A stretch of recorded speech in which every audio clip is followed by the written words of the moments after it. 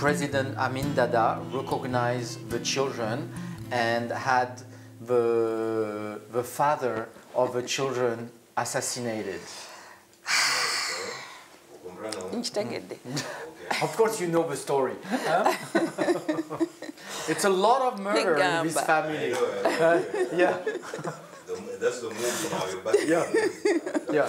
Kwegamba mugambe nti ekintu ekyo ne mama yakiwulira kyambuuzizza nembuuza Saara ambuulira ekituufu nga tuli aba kubanga yali ampitanga sister we